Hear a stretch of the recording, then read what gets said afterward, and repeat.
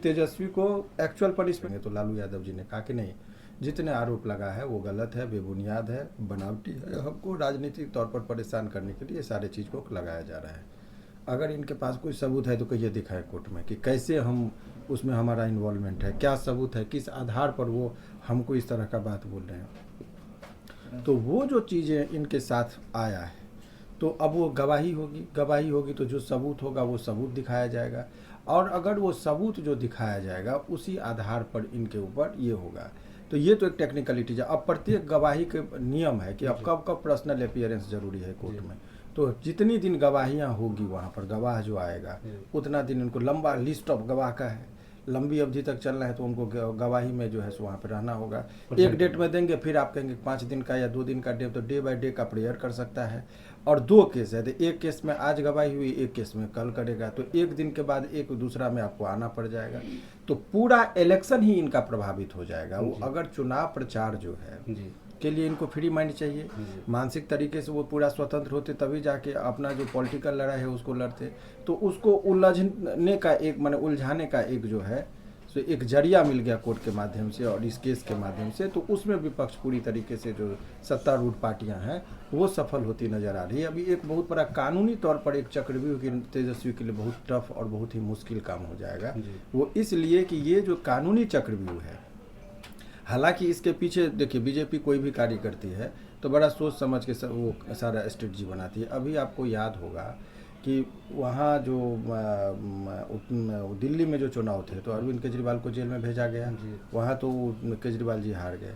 झारखंड में सोरेन जी को जो गिरफ्तार किया गया, परिणाम सेंटिमेंट में आया और सोरेन साहब जो है सो जीत गए चुनाव। तो इसीलिए डायरेक्ट गिरफ्तारी नहीं करवा के या करके उन्होंने सिंपल इसमें क्या किया कि भाई कोर्ट में दिखा दिया कि भाई कोर्ट में हम केस खुलवा दिए हैं। अब कोर्ट में अब बहुत सारे लोग कहेंगे कि भाई कोर्ट तो अपने हिसाब से चलता है, ये बात सत्य है, लेकिन कोर्ट में हिसाब चलता है, लेकिन तारीख लेने में, डेट बनाने में, उसका बहुत सारे चीज़ों में इसमें वकील का बहुत भूमिका होता है। और जो सरकार की तरफ से जो पक्ष रख रहे हैं वकील, वो चाहेंगे कि डे बाय डे में करना चाहिए। कोर्ट में आप ये नहीं कर सकते कि हमको चुनाव प्रचार है इसीलिए हमको टाइम दिया जाए, करने तो आम जनता का तो फिर बात ही नहीं। कोर्ट तो कहेगा हमारे नज़र में सभी लोग सामान्य हैं।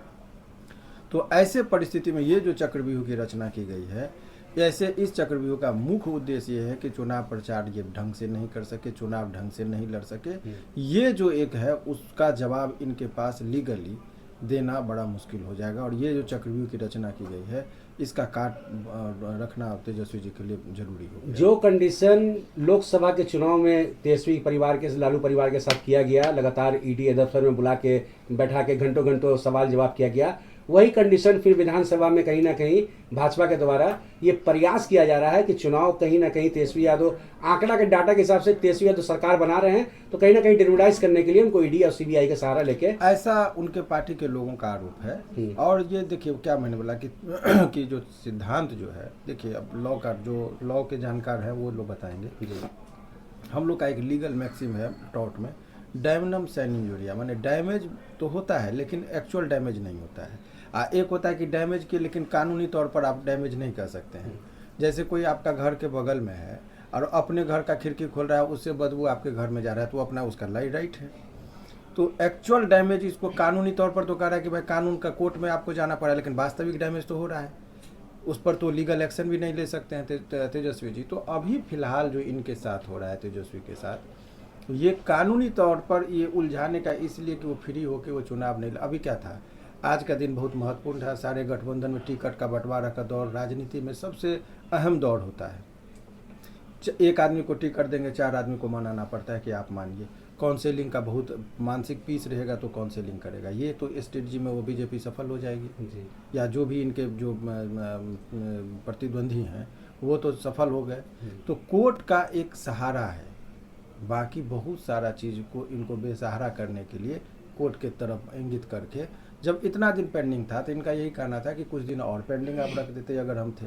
देखिए मुकदमा में किसी भी व्यक्ति पर, अभी सम्राट चौधरी जी का भी जिक्र हुआ था, उनके ऊपर भी बोले कि केस था, हम बाइज्जत बरी हो गए, लेकिन वो पल तो लौट के नहीं आएगा। तो केस किसी पर कर देना, फंसा देना, ये बड़ा आसान है कि तेजस्वी को एक्चुअल पनिशमेंट नहीं भी हो लेकिन प्रोसीजरल पनिशमेंट जरूर हो जाना चाहिए, और वो प्रोसीजरल पनिशमेंट अभी इनको मिल रहा है। तो क्या मतलब जिस तरह से सीबीआई ने आरोप सिद्ध किया है, वहाँ पर रखा है, क्या इसमें जेल भी जा सकते हैं तेजस्वी? नहीं नहीं, अभी देखिए दो तीन बात है, बहुत स्टेप बाय स्टेप कर रहे हैं। अभी इनको उलझा देना है, जी। तो अभी उलझ गए हैं, हम्म। वहाँ पर कोर्ट कचहरी के चक्कर में उलझे हुए हैं। अभी मान लीजिए कदाचित सेंटिमेंट के आधार पर या किसी आधार पर ये सत्ता में आ भी जाएंगे, तो भी एक खतरा है कि फिर वो केस में 2 साल से अधिक की सज़ा का यदि हो गया तो फिर आप चुनाव नहीं लड़ सकते हैं और आपकी सदस्यता रद्द हो जाएगी। तो ये भी एक खतरा है कि उस टाइम में कहेगा आप ट्रायल की स्थिति में ये मुख्यमंत्री बनेंगे तो दिक्कत है, तो परिवार में किसी व्यक्ति को मुख्यमंत्री भी नहीं बन पाएंगे। तो ऐसे परिस्थिति में राजश्री ही एक है जिनका इस केस में नाम नहीं है अभी फिलहाल। तो फिर ऐसा भी विकल्प ना हो जाए जैसे लालू जी का केस में फंसे तो राबड़ी जी बने। तो बहुत सारी स्थितियाँ परिस्थितियाँ उत्पन्न होगी, लेकिन अभी फिलहाल इतना समझिए कि ये एक लग रहा है कि बहुत ही अभी जो समय है वो समय तो सत्य है, पब्लिक तो सब जानती है, कानूनी पक्ष अलग है, लेकिन इतना बात जाने कि वो राजनीति करते, राजनीति करने वाले हर दौर को अपना चलते हैं। अब जिनके पास जितनी बुद्धि है, तो बीजेपी यदि अपनी बुद्धि से उनको गिरा रहे तो इनको भी पहले काट रखना चाहिए था कि हमको कैसे बचना है।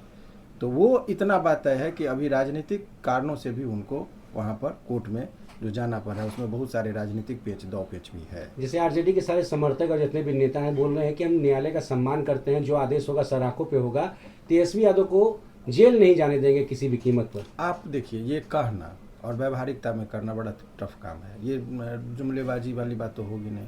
अगर है आप रोक सकते हैं तो आज क्यों नहीं रोक ले, क्यों तारीख पर जाना पड़ा, रोक लेते। लेकिन ये वही तो मैं कह रहा हूँ कि ये कहने की बात है, व्यवहारिकता में उलझाने की बात है। तो उलझ चुके हैं और उलझा दिया गया है इनको, इस बात में कहीं को मैंने एडमिटेड फैक्ट है, एवरीबॉडी नोज कि उलझ गए हैं। अभी वहाँ उनको पटना में रहना चाहिए तो उनको दिल्ली जाना पड़ा, और वो केस के सिलसिले में, अगर पॉलिटिकल गतिविधि से जाना पड़ता तो कोई बात नहीं थी, केस के सिलसिले में गया तो अभी तो वो उलझ रहे हैं। कितने कितने दिन पर ट्रायल होता है इस पर? ये देखिए, वो निर्भर करता है कोर्ट कितना दिनों का टाइम देता है, और उसमें जो प्रोसिक्यूशन होता है गवाह पेश करने का वो कितना दिन का टाइम लेते हैं, यही चीज़ उनके पाले में है। ईडी और सीबीआई के जो एडवोकेट हैं वो कहेंगे हुजूर हम कल ही एक और गवाही ले आएंगे, परसों ही हम ले आएंगे। तो जब वो टाइम मांगेगा उतना ही टाइम इनको दिया जाएगा, और जब जब गवाही आएगी तब तक इनको कोर्ट में उपस्थित होना है। कदाचित ये नहीं जाएंगे तो इनका बेल बॉन्ड खंडित हो जाएगा, फिर वारंट हो जाएगा, फिर ये अरेस्ट हो जाएंगे। तो ये दोनों तरफ से ना यूँ तो निकल सकते हैं ना उगल सकते हैं, ऐसी परिस्थितियाँ इनके लिए जो है फिलहाल हो गई है।